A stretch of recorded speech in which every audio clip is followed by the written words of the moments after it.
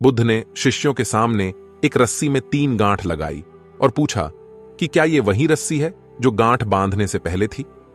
गौतम बुद्ध की एक प्रचलित कथा के अनुसार एक दिन सुबह सुबह सभी शिष्य बुद्ध के प्रवचन सुनने के लिए एक साथ बैठे हुए थे।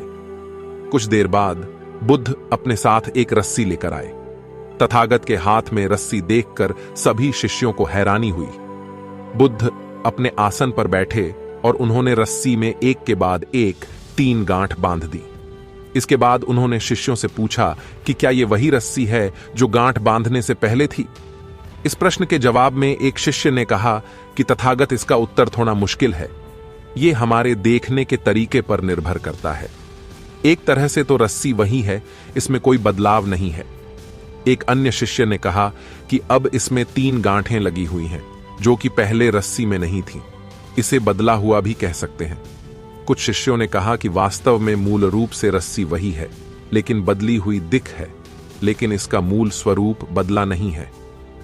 शिष्यों की बात सुनकर बुद्ध ने कहा कि आप सभी सही बोल रहे हैं, अब मैं इन गांठों को खोल देता हूं।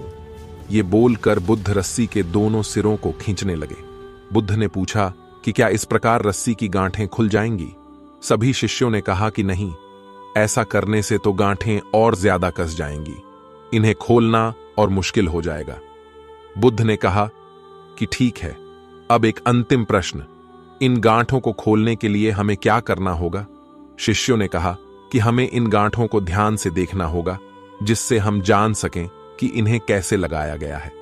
इसके बाद हम गांठें आसानी से खोल सकते हैं। बुद्ध इस जवाब से संतुष्ट हो गए और उन्होंने कहा कि यह सही बात है। हम परेशानियों में फंसे रहते हैं और बिना कारण जाने ही उनका हल खोजने लगते हैं, जबकि हमें पहले समस्याओं के मूल को समझना चाहिए। जब समस्याओं की वजह समझ आ जाएगी तो उन्हें सुलझाना बहुत ही आसान हो सकता है।